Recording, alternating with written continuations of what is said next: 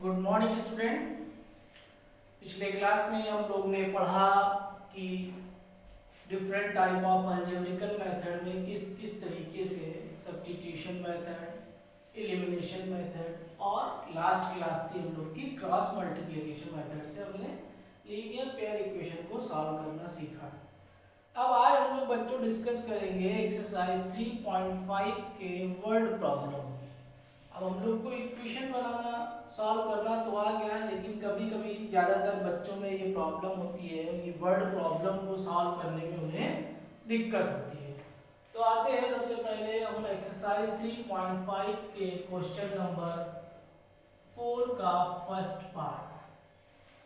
बच्चों मैंने यहाँ पे क्वेश्चन पूरा नहीं लिखा हुआ है क्योंकि क्वेश्चन काफ़ी बड़ा है, तो मैं उसे बोल रहा हूँ फिर उसको एक्सप्लेन करूँगा। क्वेश्चन आपका है जैसे a part of monthly hostel charge is fixed and remaining depend on the number of days one has taken food in the mess.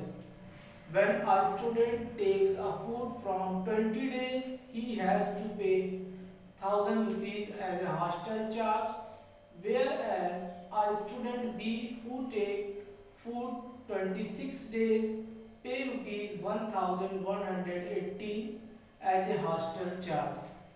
Find the fixed charge and the cost of food per day. अब इसको अच्छे से समझिए, question को क्या कहना चाह रहा है।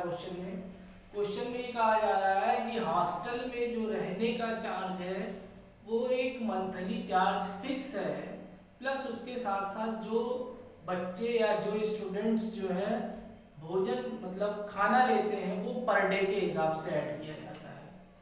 अब दो सिचुएशन दी हुई है, दो स्टूडेंट हैं इसमें, एक स्टूडेंट ए है और एक स्टूडेंट बी है। ये आपका 20 डेज रह रहा है और ये आपका जो है 26 डेज रह रहा है। क्वेश्चन में कहा जा रहा है कि एक 20 डे रह रहा है और वो पेमेंट कर रहा है 1000 रुपीज का, और बी जो है 26 डे रह रहा है तो ये तो 1000 रुपीज का पेमेंट कर रहा है और ये पेमेंट कर रहा है 1180 रुपीज। अब आपको ये बताना है कि कौन सा जो है वो मतलब कितना फिक्स चार्ज हॉस्टल में लग रहा है और कितना पर डे के हिसाब से लग रहा है, मतलब फूड के लिए। तो सॉल्व करने के लिए हम मान लेते हैं let fixed charge of hostel is x rupees and per day food charge जो है वो y रुपीज है। अब पहले सिचुएशन में क्या है, कितने दिन रह रहा है 20 दिन और पेमेंट कितना कर रहा है 1000। तो पहले सिचुएशन के लिए फॉर स्टूडेंट ए के लिए क्या हो जाएगा, x रुपीज जो है वो पेमेंट करेगा fix charge plus per day के हिसाब से कितने दिन का 20 रुपीज का, 20 दिन का, तो यानी कि 20y। अब इतना वो फिक्स चार्ज पे करेगा और इतना जो है पर डे वाला चार्ज पे करेगा, तो दोनों को ऐड कर देंगे x प्लस 20y, तो ये किसके बराबर हो जाएगा 1000 के बराबर। ये बन जाएगा हमारा फर्स्ट इक्वेशन जो स्टूडेंट ए के इंफॉर्मेशन से निकल रही है। अब फॉर स्टूडेंट बी,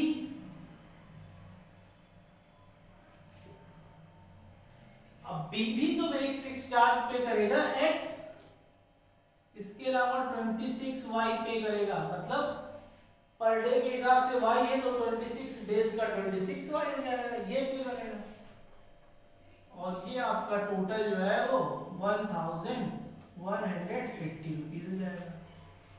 ये आपका सेकंड इक्वेशन हो गया। अब इन दोनों इक्वेशन को आप क्रॉस मल्टीप्लिकेशन मेथड से, क्योंकि ये एक्सरसाइज 3.5 है तो आप क्रॉस मल्टीप्लिकेशन मेथड से दोनों इक्वेशन को सॉल्व कर लेंगे, x और y की जो वैल्यू आ जाएगी वही आपका पर डे चार्ज और फिक्स चार्ज हो जाएगा। तो अब आप लोग ये कर लेंगे, मैंने आपको इक्वेशन बनाना बता दिया, फिर से एक बार इक्वेशन को एक्सप्लेन कर दे रहा हूँ कि A जो है वो 20 दिन रह रहा था, 1000 रुपीज का पेमेंट कर रहा था। B जो है वो 26 डे रह रहा था, 1180 रुपीज का पेमेंट कर रहा था। फिक्स चार्ज हमने x रुपीज मान लिया, पर डे फूड चार्ज जो है वो y रुपीज मान लिया। अब स्टूडेंट A के इंफॉर्मेशन से स्टूडेंट A जो है फिक्स चार्ज x पे करेगा और y जो है पर डे चार्ज के हिसाब से 20y पर डे चार्ज पे करेगा और टोटल पेमेंट 1000 का कर रहा है, तो x + 20y = 1000। इसी तरीके से स्टूडेंट B जो है 26 डे का पेमेंट कर रहा है, तो x + 26y = 1180। अब आप इसको सॉल्व कर सकते हैं। अब आते हैं हम लोग क्वेश्चन नंबर 4 के सेकंड पार्ट आपका दिया हुआ है, a fraction become 1/3 when 1 is subtracted from the numerator and it become 1/4 when 8 is added to its denominator. Find fraction. Question में कहा जा रहा है कि एक फ्रैक्शन हमें है जिसमें अगर 1 ऐड सब्ट्रैक्ट कर दिया जाए डिनोमिनेटर से न्यूमरेटर से तो वो 1/3 हो जाएगा, और अगर 8 ऐड कर दिया जाए डिनोमिनेटर में तो वो 1/4 हो जाएगा। आपको बताना है कि फ्रैक्शन क्या होगा। तो हम मान लेते हैं लेट फ्रैक्शन इज x/y। जैसा कि बच्चों हम जानते हैं कि ये ऊपर वाला हमारा न्यूमरेटर कहलाता है और ये जो नीचे वाला मार्क्स होता है फ्रैक्शन का उसे डिनोमिनेटर कहते हैं। अब आते हैं, पहले हम दोनों सिचुएशन को ऑब्जर्व करते हैं। फर्स्ट सिचुएशन दिया हुआ है कि 1/3 हो जाएगा जब न्यूमरेटर से 1 माइनस कर दिया जाए, यानी कि x/y में से x से अगर हम 1 माइनस कर दें तो ये 1/3 के इक्वल हो जाएगा। यही तो कह रहा है क्वेश्चन में कि जब हम x - 1/y कर दें तो ये 1/3 के इक्वल हो जाएगा।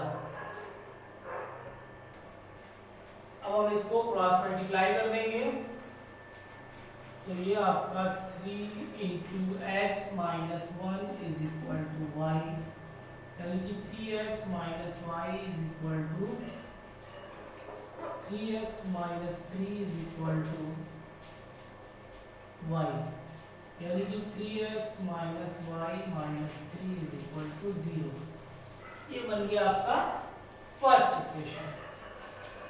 सेकेंड इक्वेशन कैसे बनाएंगे?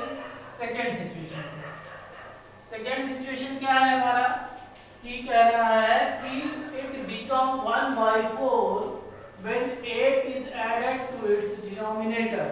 अगर डिनोमिनेटर में 8 ऐड कर देंगे तो ये जो है आपका 1/4 के बराबर हो जाएगा। तो फ्रैक्शन हमारा ओरिजिनल क्या है? x/y, डिनोमिनेटर क्या है? y। तो इसमें क्या करते हैं हम 8 ऐड करते हैं तो ये किसके इक्वल हो जाएगा? 1/4। तो वही चीज इसको भी क्रॉस मल्टीप्लाई कर दिया जाएगा तो ये 4x = y + 8, यानी कि 4x - y = 8, sorry 4x - y - 8 = 0। ये बन गया आपका सेकेंड इक्वेशन। अब फिर वही चीज दोनों इक्वेशन को आप सॉल्व कर लीजिए, x और y की वैल्यू निकाल लीजिए, x/y जो आएगा वो आपका फ्रैक्शन हो जाएगा। अब इस तरीके से मैं इसको सॉल्व इसलिए नहीं कर रहा हूँ बच्चों कि आप खुद से करें, मैं आपको सिर्फ इसमें इक्वेशन बनाना सिखा रहा हूँ, क्योंकि अभी तक मैंने आपको इक्वेशन सॉल्व करना सिखा दिया। जो कई बच्चों को वर्ड प्रॉब्लम में इक्वेशन बनाने में आती है, तो मैं आपको इक्वेशन बनाना सिखा रहा हूँ भाई। तो ये आपका सेकंड पार्ट था, इसमें हमें फ्रैक्शन बनाना था। पहले सिचुएशन में क्या दिया कि 1 माइनस करना था न्यूमरेटर से, तो ये 1/3 के बराबर हो गया। तो x - 1/y = 1/3 करके क्रॉस मल्टीप्लाई किया तो ये 3x minus 3 is equal to y, यानी कि 3x minus Y minus 3 is equal to 0। ये आपका फर्स्ट इक्वेशन बन गया। इसी तरीके से x upon y plus a is equal to 1/4, इसको क्रॉस मल्टीप्लाई करके सॉल्व किया तो 4x minus y minus 8 is equal to 0। अब इन दोनों इक्वेशन को आप सॉल्व करके x y की वैल्यू निकाल लेंगे, x अपॉन y कर देंगे तो वो आपका फ्रैक्शन हो जाएगा। हाँ तो बच्चों अब हम जो है 4.3 के 5 के क्वेश्चन 3.5 के क्वेश्चन नंबर 4 का थर्ड पार्ट दिया हुआ है। Yes scored 40 marks in a test, getting 3 marks for each right answer and losing 1 marks for each wrong answer. Had 4 marks has been awarded for each correct answer and 2 marks has been deducted for each incorrect answer. Then Yash would have to score 50 marks. How many questions were there in the test? ये situation दिया हुआ है कि यश नाम का एक बच्चा है जो किसी एग्जामिनेशन में इन्वॉल्व होता है। अब उस एग्जाम में जो है निगेटिव मार्किंग है। निगेटिव मार्किंग का मतलब पहले आप लोग समझिए। निगेटिव मार्किंग का मतलब ये होता है कि अगर आप क्वेश्चन सही करते हैं तो आपका टोटल जो है वो बढ़ जाता है, और अगर आप क्वेश्चन गलत करते हैं तो आपका टोटल है ये नहीं कि जो है वही रहेगा, जो टोटल है आपका उसमें से नंबर डिटेक्ट कर लिया जाता है, इसे बोला जाता है निगेटिव मार्किंग। तो ये सिचुएशन जो है आपका क्वेश्चन का वो निगेटिव मार्किंग का है। इसमें कहा जा रहा है यस को 40 मार्क्स मिल रहे हैं जब 3 मार्क्स उसे जो है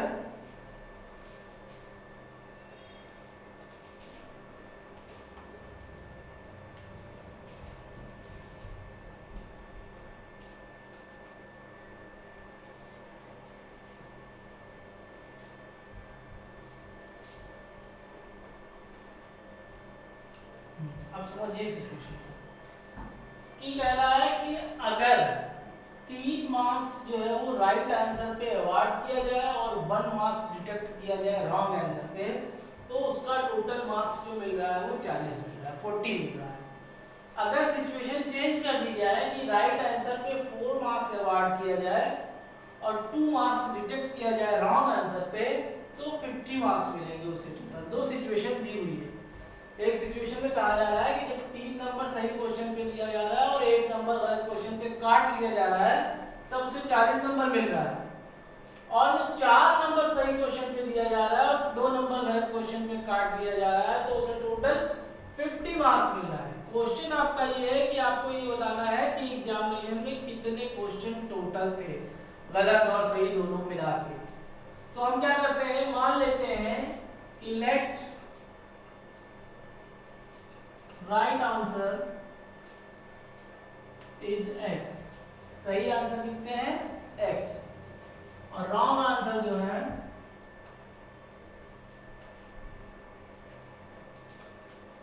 इज y। पहले सिचुएशन पे आते हैं 40 मार्क्स है।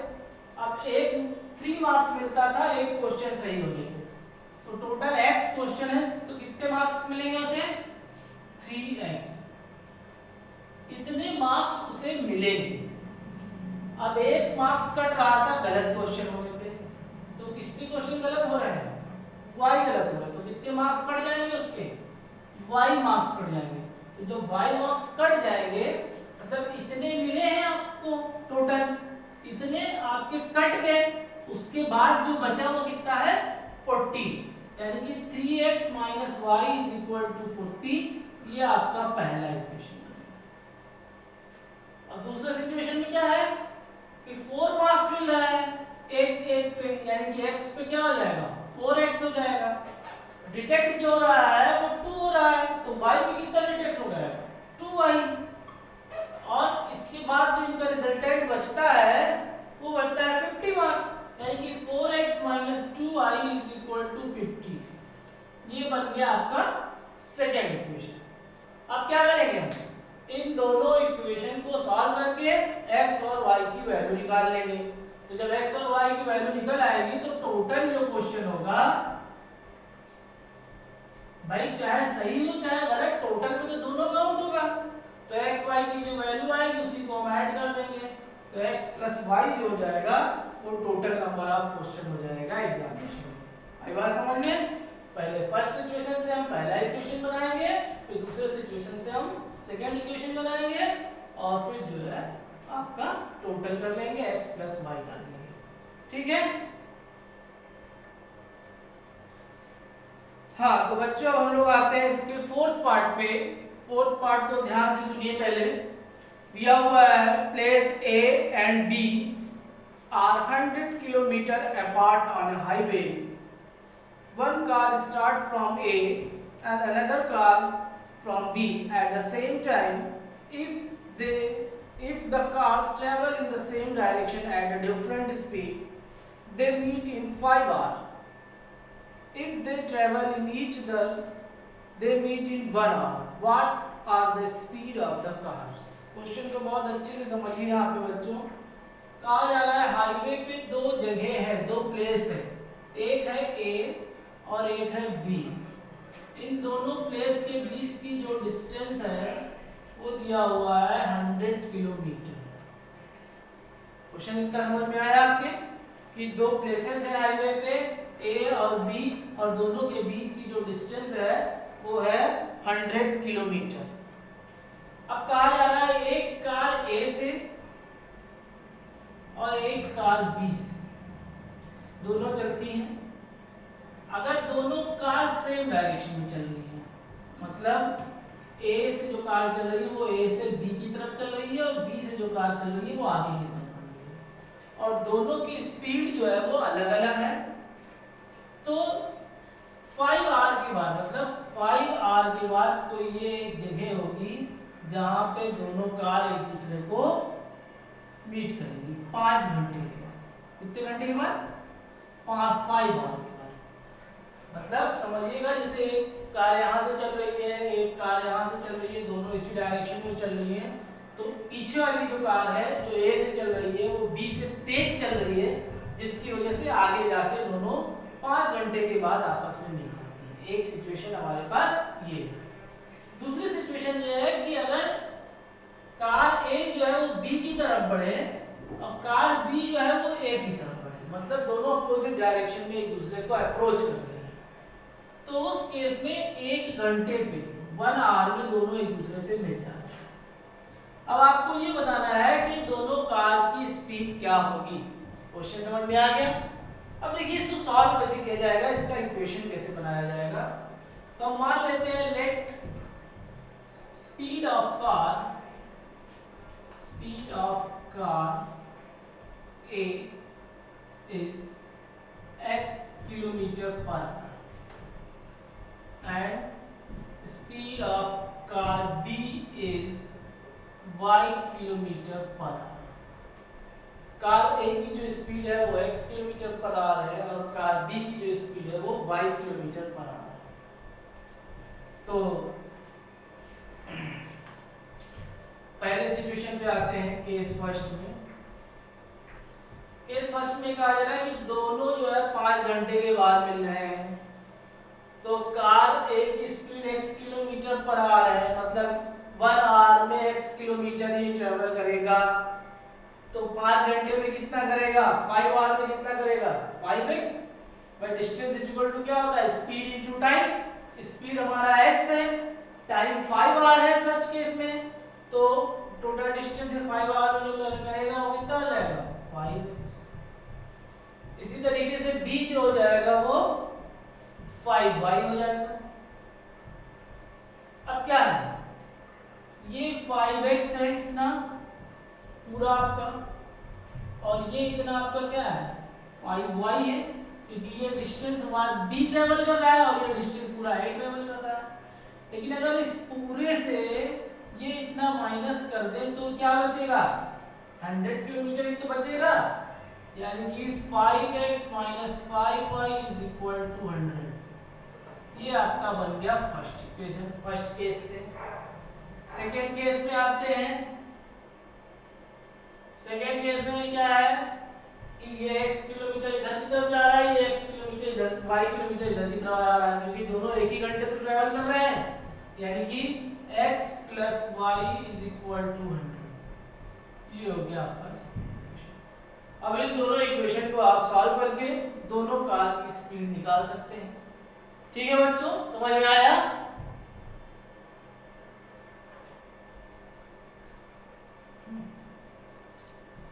हाँ, तो बच्चों हम लोग जो है 5th पार्ट पे आते हैं। 5th पार्ट है the area of the rectangle gets reduced by 9 square unit if its length is reduced by 5 unit and breadth is increased by 5 unit. If we increase the length by 3 unit and the breadth by 2 unit, the increased area is 67 square unit. Find the dimensions of the rectangle. अब इसमें कहा जा रहा है कि एक rectangle है, पहले से मान लीजिए ये आपका एक रेक्टेंगल है, इसकी लेंथ x है और ब्रेथ y है, तो इसका एरिया जो हो जाएगा, हम लोग जैसा जानते हैं कि length into breadth is equal to area, तो एरिया क्या हो जाएगा इसका x इंटू वाई। ये तो इसकी ओरिजिनल सिचुएशन है। अब जो दोनों केसेस इस पे दिए हुए हैं, पहला सिचुएशन दिया हुआ है कि अगर the length of the rectangle gets reduced by 9 square unit, if the area of the rectangle gets reduced by 9 square unit if its length is reduced by 5 unit and breadth is increased by 3 unit। कह रहा है कि length को 5 metre unit कम कर दें और breath को 3 unit बढ़ा दें, तो जो टोटल एरिया होगा वो 9 स्क्वायर यूनिट जो है वो कम हो जाएगा, रिड्यूस हो जाएगा। तो लेंथ क्या मैंने कह रहा है 5 माइनस कर दें तो x माइनस 5, और ब्रेथ क्या कह रहा है 3 ऐड कर दें तो y प्लस 3। तो ये आपका लेंथ हो गया, ये न्यू लेंथ न्यू ब्रेथ हो गया। अब एरिया क्या हो जाएगा l इंटू बी, तो l इंटू बी अब इक्वल टू पुराना एरिया क्या है x माइनस वाई है। अब कह रहा है इस एरिया से ये 9 स्क्वायर यूनिट कम है, यानी कि इसमें से 9 माइनस कर देंगे। अब इसको पहले सॉल्व कीजिए, इसको मल्टीप्लाई करेंगे तो ये xy plus 3x minus 5y minus 15 is equal to xy minus 9। अब क्या करेंगे, ये xy कट रहा है, काट दीजिए। ये आपका हो गया 3x माइनस 5y माइनस 15, ये इधर आया प्लस 9 इज इक्वल टू 0, और 3x minus 5y minus 6 is equal to 0। ये आपका एक फर्स्ट इक्वेशन हो गया। अब सेकेंड सिचुएशन में क्या कह रहा है, सेकेंड सिचुएशन कह रहा है कि if we increase the length by 3 unit and the breadth by 2 unit, length भी बढ़ा रहे हैं और ब्रेथ भी बढ़ा रहे हैं, यानी कि x प्लस 3 ये लेंथ हो गया, y प्लस 2 कह रहा है लेंथ 3 यूनिट बढ़ा रहा है तो लेंथ में x में 3 ऐड कर दिया, ब्रेथ 2 यूनिट बढ़ा रहा है तो ब्रेथ 2 ऐड कर दिया। अब इनटू कर देंगे तो न्यू एरिया हो जाएगा, ये लेंथ इनटू ब्रेथ, और ये न्यू एरिया जो है ये ओल्ड एरिया से 67 मीटर ज्यादा है, स्क्वायर यूनिट ज्यादा है, तो यानी कि इसमें 67 ऐड कर। अब इसको सॉल्व करेंगे तो ये आपका xy plus 2x plus 3y plus 6 is equal to xy plus 67। xy cut कर दीजिए तो 2x plus 3y plus 6 minus 67 is equal to 0, यानी कि 2x plus 3y minus 61 is equal to 0। ये आपका सेकेंड इक्वेशन बन गया। तो बच्चों अब इन दोनों इक्वेशन को सॉल्व करके x y की वैल्यू आप निकाल लेंगे, वही इसका लेंथ और ब्रेथ हो जाएगा। तो बच्चों आज जो मैंने आपको इक्वेशन बनवाए हैं इनको आप सॉल्व कीजिएगा। इन केस आपको कोई प्रॉब्लम होती है तो आप जो है पूछ सकते हैं। Thank you.